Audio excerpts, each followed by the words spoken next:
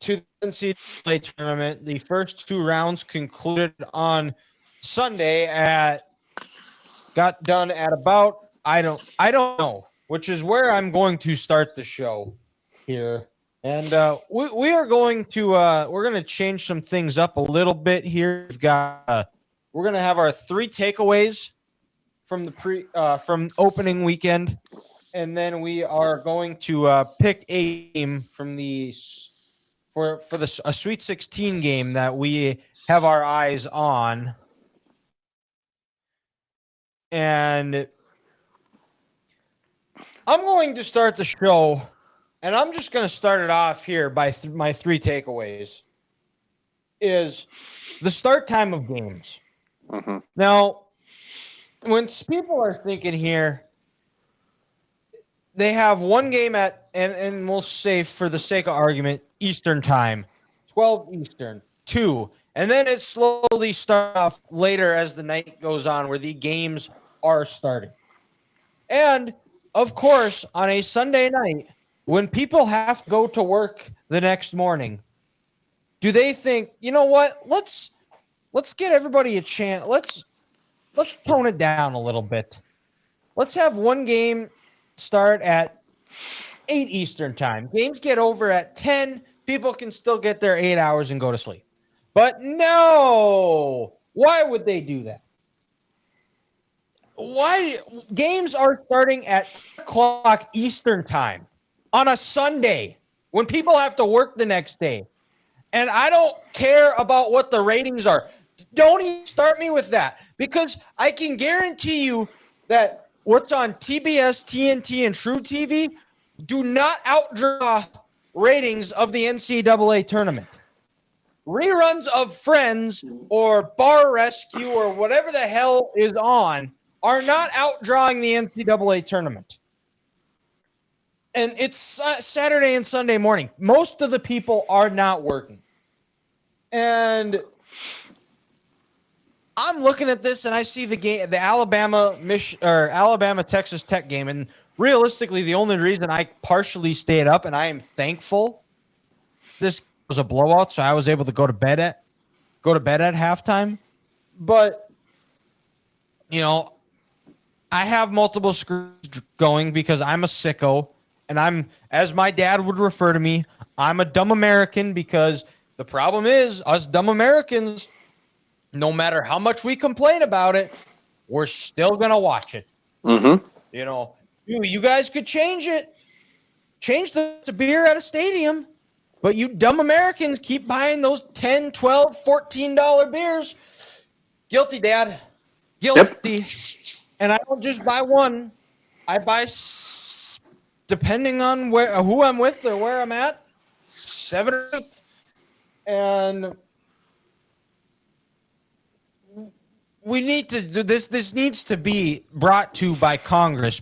Because clearly, if anything could get done, I feel like starting the games and staggering every half hour to start the morning, then having a primetime game at night would be the easiest solution to have all the games, and then just a nightcap like most leagues do. The NFL, Sunday Night Football, the NBA, they have games going on Sunday night once the football season's over. Mm-hmm. Having one game that everybody tunes into. ESPN with the MLB is a Sunday night staple of having games go Sunday night. This year, switching to NBC. Correct. Mm-hmm. No, Dylan, you couldn't be more spot on. And the worst part about this is sometimes that first game at 11:15, let's say 11:15 Central, they'll be like, okay, we're going to tip off at 11:15 Central from Portland. Why? We need to start these games in the start time East Coast, and we work our way to the West Coast. If that standalone game is a 11-6 matchup or a 3-11 matchup from out in Portland, and people might not be interested, too bad. But that's just the way it goes. That's the way the geography works. That's the way the world spins. So then we make it fair for everyone involved to be playing on an even field. And you know what upsets me the most, Dylan? This is another thing about these games. Friday, Michigan. What do they play at? What one was that? Were they the first game or were they the second game? Were they a 1:10 game on Friday? On Saturday, Thursday when they played their first game.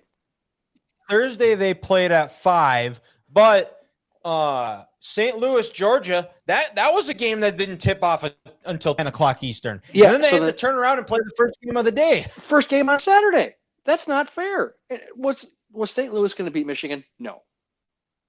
But could we give them more than 36 hours to prepare for an NBA team when your season is on the line?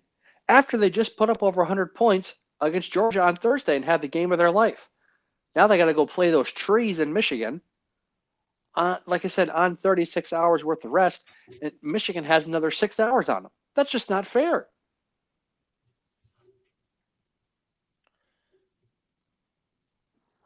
Yeah, no one's going to listen, but I appreciate everybody tuning into my TED Talk about this. Mm-hmm. But Grant, what was your that was my first takeaway from the weekend. What was your first takeaway from the opening weekend? So, yes, basketball in today's world is getting more exciting when you watch these games with how ridiculous these athletes are, with how far back they can shoot the three ball, and games are being scored at higher points. But the lack of fundamentals and the amount of boneheaded plays in college basketball these days makes my brain hurt. It was North Carolina, up by 19, and you blow a game against VCU. Bye-bye, Hubert Davis. Adios, muchacho. It was nice knowing you. Confirmed right before we started. Also, Santa Clara, how many layups did they miss against Kentucky when they should have won that game? In the second half. That was a game that I had on, but it was during the day, I was working, so I didn't get to see a lot of it. So I wasn't aware of the missed layups. And also Siena against Duke, they had 6 layups in the second half when they were still up by, like, let's say 8 to 12 points. Siena missed 6 shots within 2 feet of the basket. Was Duke going to come back and win this game? Probably. But if they make them, you never know. We might have a 16-1 matchup, but nobody can play with any fundamentals anymore. It was awful to watch. That game flipped on the 2 missed dunk sequence when they were up 10 and had a chance to go back up 12. Yes. Because I did see that part of it. But back to the Santa Clara, Kentucky game, I do have to share this moment of it was Friday, so I'm trying to clean up, get ready for the weekend or go home. Was cleaning one of our bathrooms, and I had it up on our soap dispenser. I was watching it. It was I just set my phone on our soap dispenser while I was cleaning the sink, and I was watching it, and I watched Santa Clara hit the 3, and then I see Kentucky doesn't have any timeouts, so they go, and it was And when Kentucky hits that shot, I scream at the top of my lungs, "Holy shit!" and my boss comes back, and I get done cleaning, and I walk by his office, and he looks at me. "What were you yelling about?" It's like Kentucky hit a half-court shot to tie it for the game to go into overtime. It was insane. Right after Santa Clara hit a 3 to go up to take the lead. Now, so I was excited. Yeah, now, Dylan, I'm not going to pretend like I'm some basketball X's and O's czar. But in 2 different instances this weekend, after a team hit a big 3, Santa Clara did not take a timeout. I guess I don't know if they had a timeout left to take or not. But let's say they did. So I think I saw that head coach was trying to take a timeout, but the ref didn't see it. Oh, okay. And also I think that and who knows with coaching analytics nowadays, but I'm not sure that if I hit the big shot and I'm going on. If I'm the coach and I hit a big shot, like I don't know if I'd want to take a timeout because that gives the offense a chance to run one of their set plays where instead it's more helter skelter. And I feel like if you're Santa Clara, in a sense, you can live with the shot that Kentucky hit because that was 2 steps in front of the or after the half court line. Like the chances of him making that very slim. And so I did. I saw that, but I'm not sure. But then there was some other like the which I guess I can transition into my second takeaway for the weekend here is the Iowa Hawkeyes. I think I remember in our group chat not too long ago that we were talking about how Iowa really doesn't have any. You didn't have many high expectations. The Hawkeyes in the tournament. You said they could win a game, but they're definitely going to get their doors blown off in the second round of whoever they play. Yes, and I did. I hadn't watched a lot of Iowa. The only time I watched Iowa this year was when they played Michigan and almost beat them in Carver. And I was like, this Iowa team, they fight, they're scrappy. They aren't going to die because if you go back to that Michigan game, Michigan had them up 8-10 multiple times in the second half, and every time Iowa closed the gap, and Michigan was fortunate enough to come away with a win. And Iowa first half, I mean, they played the game plan for that was executed perfectly, where they were able to get a lead. And they knew Florida was going to make a run, which they did. They didn't panic when Florida took the lead. They hung around. Florida guards, which was a question going into the tournament, and why I had them losing in the Elite Eight was because I couldn't quite trust Florida's guard play. And they didn't have the point guard that they had last year that was able to back out of tough situations. And then Florida, Grant, like you talked about, lack of fundamentals. Florida missed their free throws, gave Iowa chances to stick around. And you know what, Grant? In heaven, there is no beer. And probably by the end of the weekend, there isn't going to be much beer left in Houston. Have these bars in Houston ordered enough Busch Light? Listen to the two fan bases going there. And also throw in Illinois.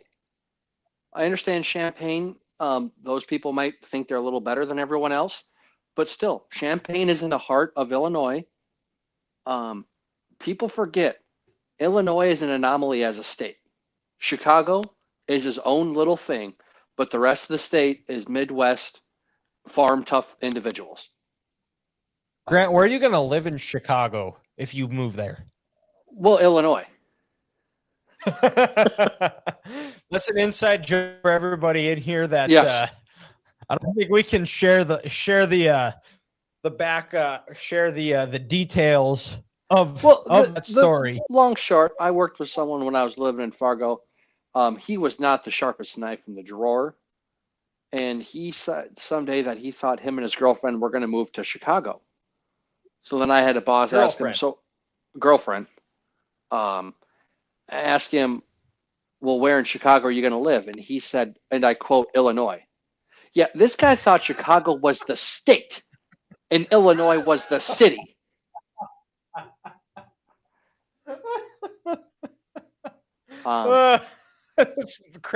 Gets me every time. And Dylan, I did text our good. Oh, go ahead, finish. I've told you multiple stories about this individual that I cannot share, and I'm just going to say, folks, it is a shame that I cannot share these stories because they are gold. They are. And I did text Grant, our good friend Nate Rohr, the pub address announcer for Huskers football, and I asked him, I said, is there enough Busch Light in Houston for Iowa, Nebraska next week? No, there's absolutely no way. It'll be nuts between those two fan bases. If I'm not mistaken, Dylan, Nebraska fans bought out all the Busch Light in Oklahoma City this past weekend. Oh, I thought I wow. heard. I thought I heard that And Nebraska. that's a place that I feel like they can throw down some brewskis. They sure can. I've seen Creed Humphrey party. Um, But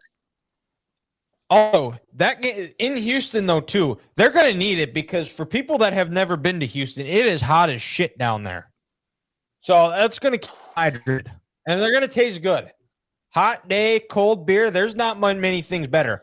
Your team's in the Sweet 16.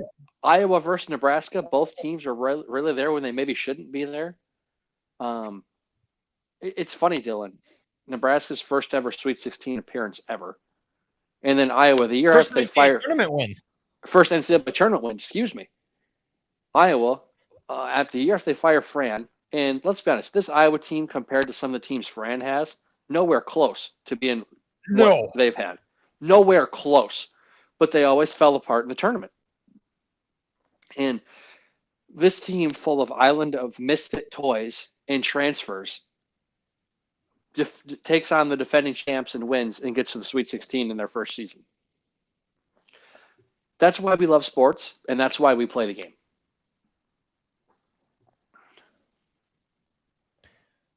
What is your second takeaway from the weekend? You know, Dylan, I think it has to be that I think the transfer portal now, if you ask me, is slowly catching up to college basketball. Because I don't feel like we're going to have those Cinderella teams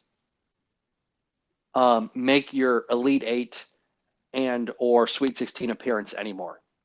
Like you look at these brackets, and for the most part, they're kind of chalky.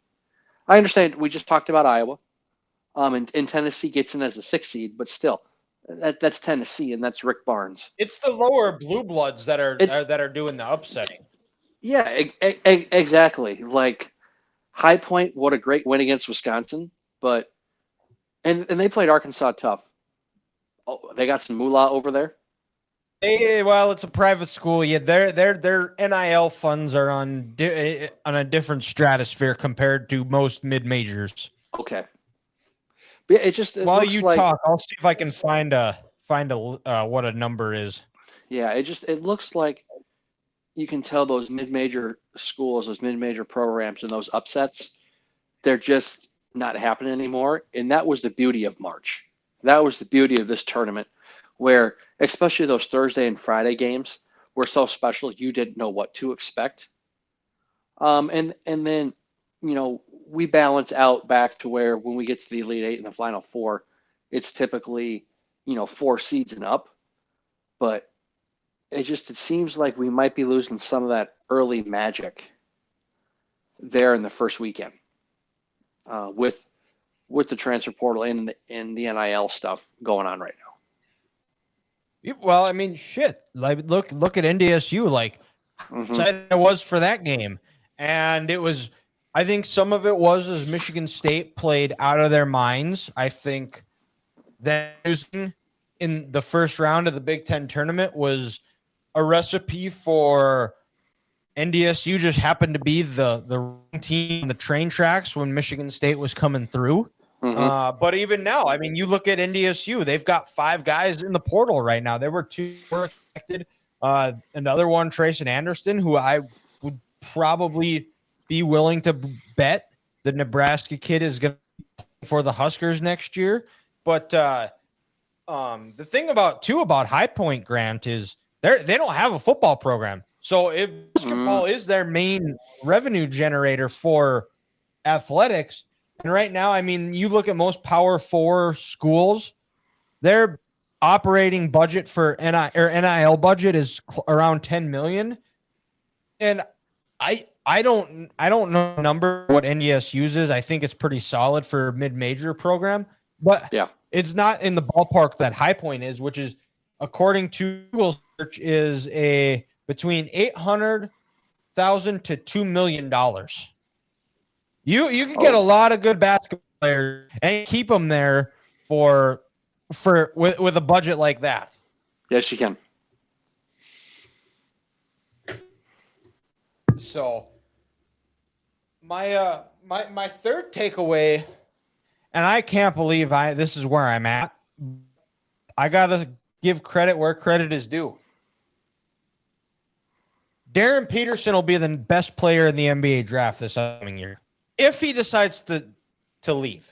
He said he might come back, but obviously he's a lot of controversy around him when he just has taken himself out of games or simply just hasn't played.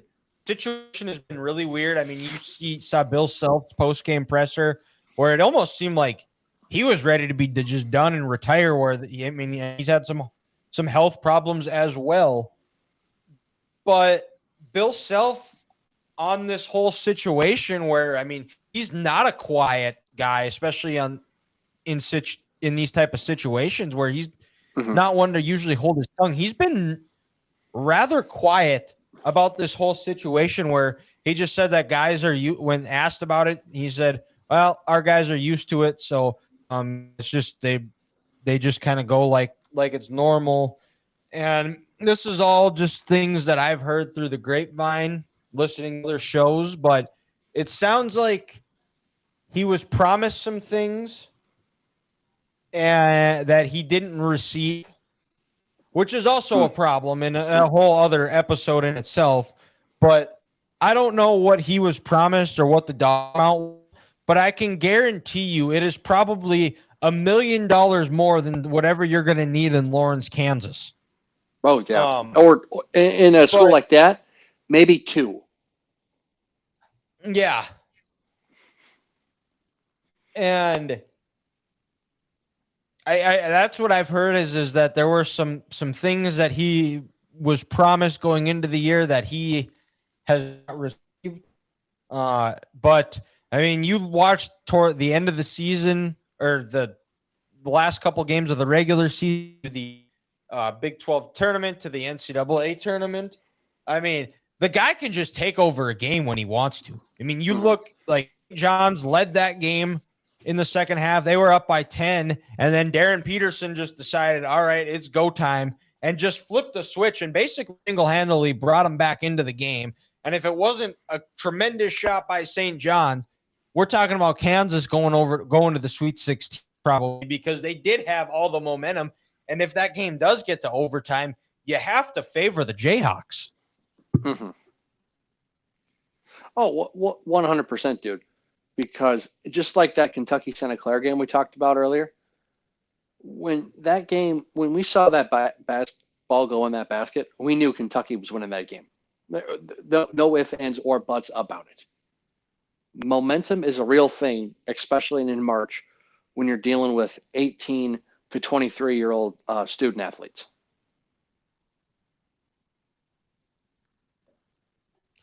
Well, and I lost my train of thought here, but I don't remember what I was going to say. Oh, also lack of fundamentals by a Kansas team. The inability. That's another takeaway, honorable mention takeaway from me. The amount of times we've seen teams' inability to inbound the ball in late game situations, or when you're playing basically any game, any part of the game. It drives you crazy. We're paying these athletes X amount of dollars per year, and they can't even function and play the game the right way that it should be. Drives you crazy. But Dylan, I think my last point here, I'm going to give this coach his flowers where I think credit is due. Arkansas has changed John Calipari and has made him a better head coach. You look at this Arkansas team now, Dylan, and I feel like they're an actual basketball team, just not an semblance of talent that he had at Kentucky. Don't get me wrong. Do I still think Calipari's a bit of a snake and just out there for himself? Yes. I'll push back on that, Grant. I have been the Calipari stan on this show, and it's because I don't think he's a snake. I think he is a truth teller, and the way he tells people it is what gets people going. But you actually listen to what the guy says.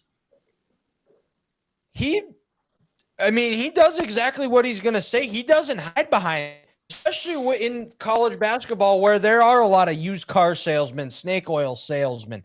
A lot of those, Calipari tells you exactly who he is, and he doesn't care what other people think. No, yeah, you're absolutely right. And he stuck to his system for years and years and years, and he didn't back down from anybody.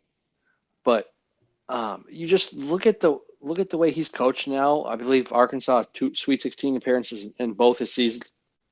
He was there, and you look at that Kentucky program now, where they're kind of taking a dip and they're getting worse.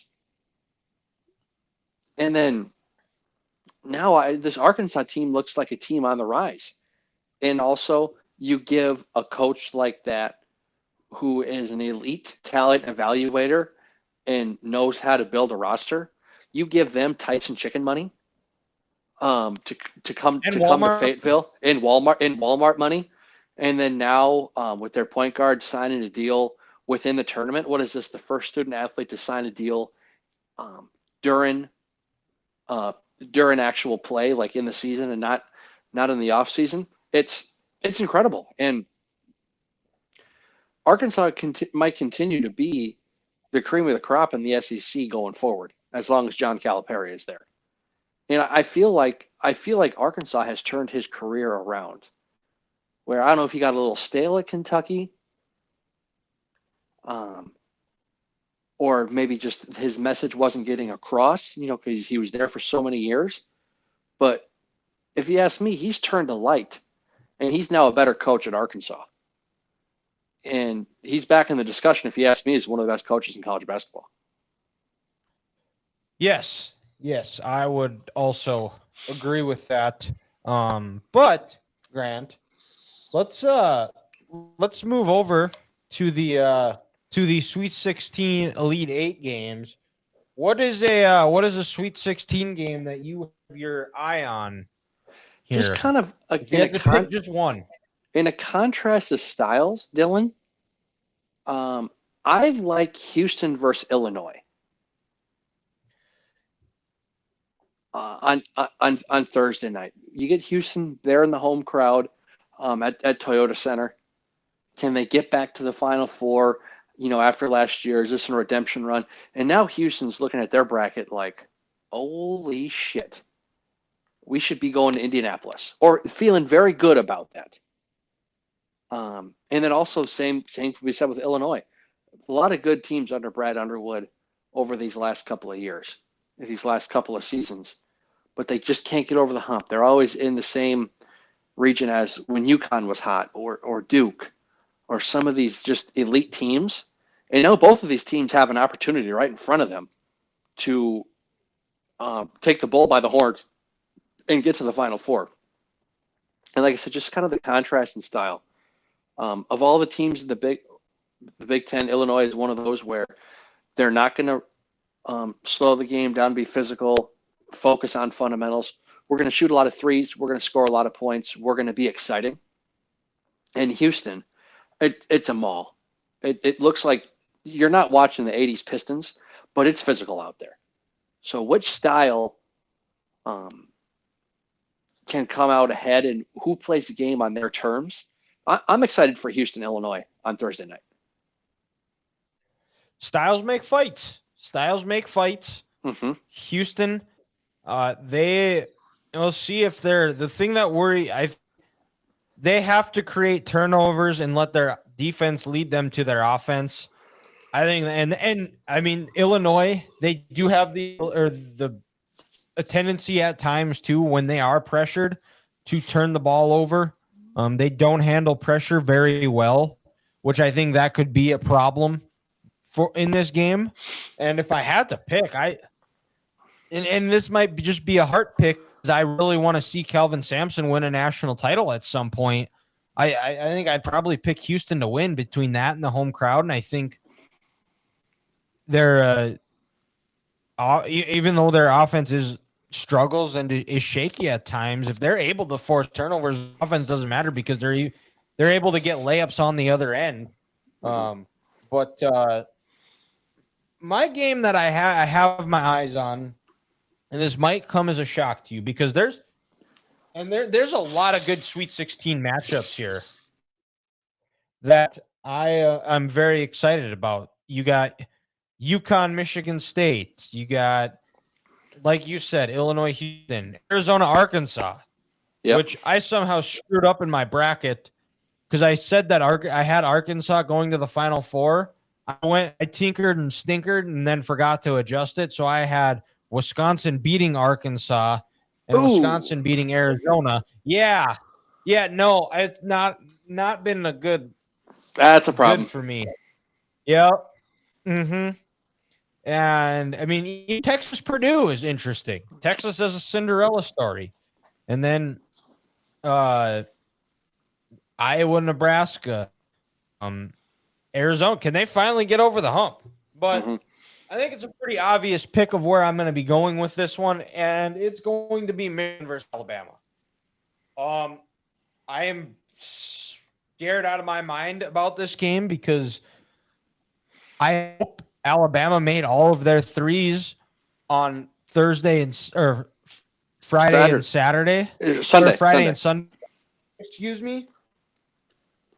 And Michigan's defense is gonna,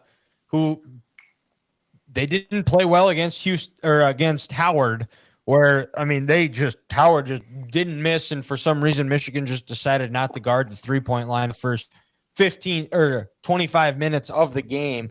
I mean your rotations, getting out on the 3-point shooters to limit their opportunities or good looks that Alabama has, because they're going to shoot probably 40 to 50 3-pointers. I don't think it's an over exaggeration either at this point. And the hope is that they make less than 20 of them. And I would say too that I thought their defense from Thursday to Saturday against St. Louis was far and away better. I think the big thing is I would, and we saw it a little bit against St. Louis, but I want to see Yaks take over the game and not just have this ho-hum where just kind of out there existing. I want to see that effort that he had against St. Louis where you could tell he was engaged and he just knew the moment was there for the taking, and he took it. And it took a little bit, but I want to see it from the start for him to take over. I was also extremely happy with the way Elliot Cadeau played. That's always nerve-wracking of how he's going to play, but he was hitting his shots on Saturday. I thought he played well on Thursday as well. Like you said, Cadeau, when he's on, they're on and they're unbeatable. But when he's off, the season's over. Yep, and even too, like some of the guys that were not playing well to end the regular season, guys like Will Cheddar has come off the bench and hit some big threes, and Namari Burnett's had a really good big tournament. He had a really good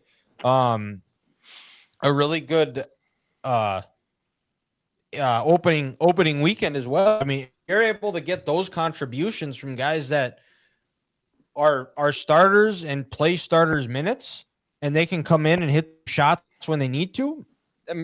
I like Michigan's chances. That was one of the games I thought about picking Dylan, but as a favor to you, I was going to let you have that one. Salute. But I think, I mean, the Duke St. John's game, another one of styles make fights. I think St. John's very physical. How will that affect Duke? Duke's young point guard, injured, beat up as well. And then also, I think the team that's going to be better on the fast break. Dylan, in that game, Patino's been there and done that. This is nothing new to him. Shire's trying to get back to the Final Four and maybe get you could say that first kind of, I don't know, signature win, maybe in a way. Um, does the moment become too big for him? Does he get a little nervous? Where it's almost like McVay versus Belichick in the Super Bowl, where Patino's not anywhere near Bill Belichick is, and I don't think Shire is what McVay was, but someone who's been here for 30 years, they've been there, done that.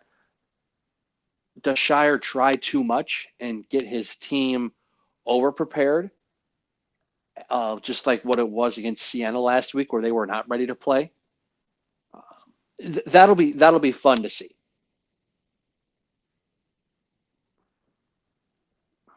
Yes, always a good matchup when it's a Duke versus Patino team. Uh, some some history there, exercising of demons for Patino, but Michigan State, UConn, Izzo versus uh, defensively, it's going to be a very physical game. I think this could be a low scoring one. Might be just 60 wins. There might be 30 total fouls in this game. You know, or these referees are going to let them play, and it's going to turn into a hockey game.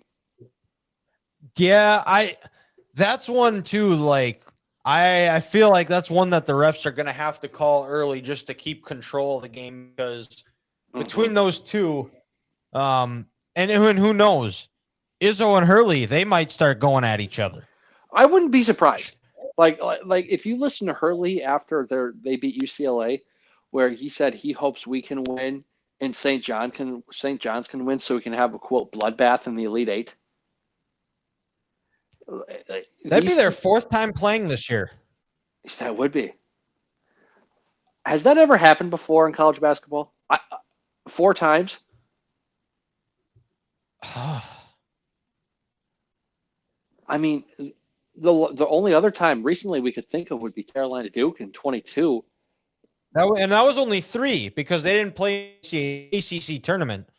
That's right. But like you said, they're going to have to set the tone early, because if they don't, that game is going to get out of hand, and it's going to be a problem, Dylan. And then you know what's going to happen with 2 minutes left in the game? There's going to be a foul call on Michigan State or UConn that they didn't call in the first 38, but all of a sudden it's the last 2 minutes. These refs try to make it about them, and then we're going to have NCAA officiating controversy again. Where have we seen that before? So this has happened here. So Duke versus NC State in 1979. Okay. Duke versus Wake Forest in 78. Kansas and Kansas State faced each other 4 times, 3 different seasons. Oh. 77, 78, and 88. Okay. Georgetown and St. John's in 85. Georgetown and Providence in 1987, and 1982 or 92, Cincinnati and Memphis met 4 times. Cincinnati won all 4 matchups. So it hasn't happened in our lifetime. No. Well, also, too, we're due. We're due. We are due.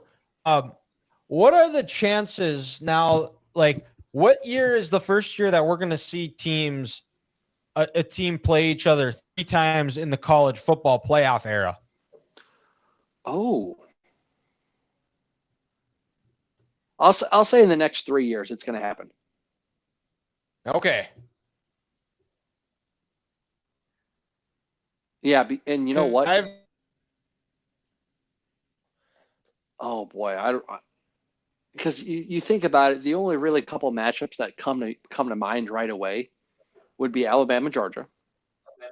Yep. You know, maybe a Texas, Georgia, if Sark can figure out the line of scrimmage and his coaching staff can figure out the line of scrimmage on both sides of the ball.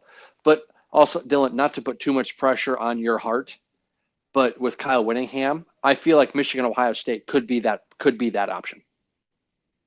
It's definitely out of the realm of possibility. When I was on my NCAA in my college football 26 dynasty when I was the head coach of the Gophers. My last year at Minnesota before I got the Texas job, played Michigan 3 times. Mm-hmm. Played them in the regular season, played them in the Big Ten title, played them in the Rose Bowl, lost the first 2. Still mad about my the Big Ten championship. We were by 17 in the second half and blew it, but then got the last laugh in the Rose Bowl to got to beat them in the Rose Bowl to advance to the national title game before we went on to win our second national title Well, and at also Minnesota. another team based just off of, well, now I'm kind of what I'm saying. One of these teams I'm talking about the History Channel, but what about Miami Clemson? Because do you really trust any other teams in the ACC? Nope. You know, But yeah, I think that kind of concludes. We've briefly touched on all of our Sweet 16 games. I don't think we missed any here. Tennessee, Iowa State. The winner will play the winner of Michigan, Alabama. Iowa State. I'm curious to see if what's his name plays. He missed the round of the second round game. But I don't have too many thoughts on that one. Purdue is looking like a national title team, kind of peaking at the right time. But I think that wraps up our college football talk, or college basketball talk, excuse me. We'll go to curveball of the week, and we're going to go, since Ethan was supposed to have it, did you have it last week, Grant? no. What we did last week was Dylan was the yeah, that's right. Never mind. state basketball. That's right. Yep. The Beulah Miners won Class A, and in Class B, the Cougars were able to complete the undefeated season and win their first ever state title. Remember, when in doubt, folks, always chase the Cougars because there's a couple in your neighborhood looking for you. Yep. But my curveball of the week. Shoot. Now I spaced it out. I had it, and then I didn't. But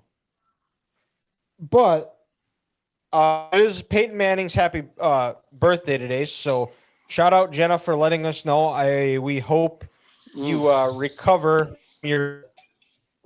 from your illness that you have.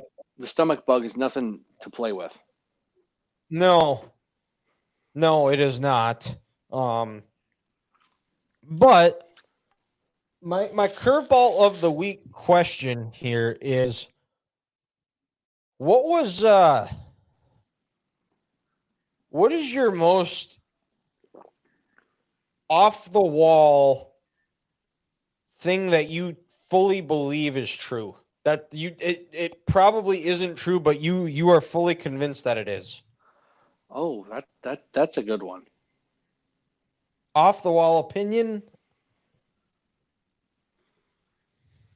Oh, that's a good one. That's a good one, Dylan. Not saying a conspiracy theorist, but I mean, it's no surprise that aliens are a thing. They're hiding them from us. They are.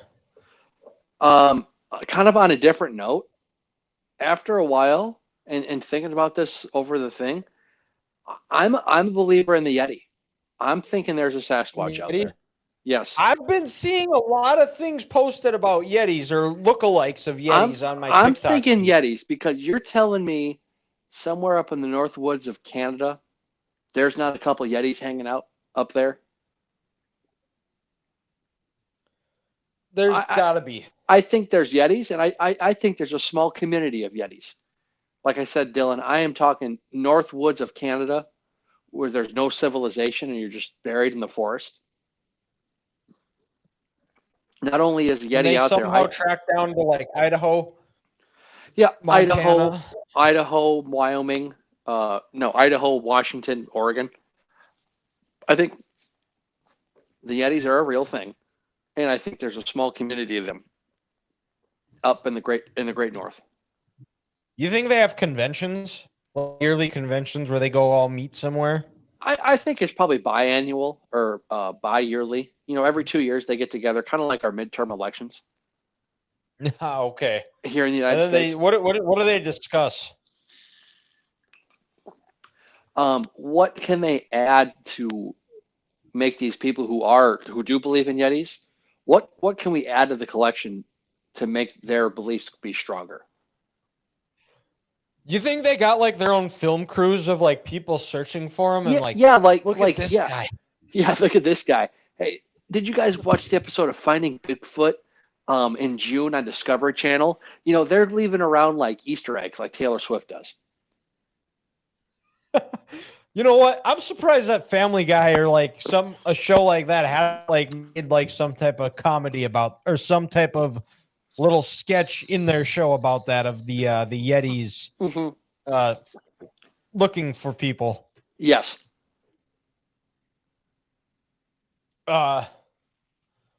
This is probably going to get me in trouble, but I'm going to say it anyways.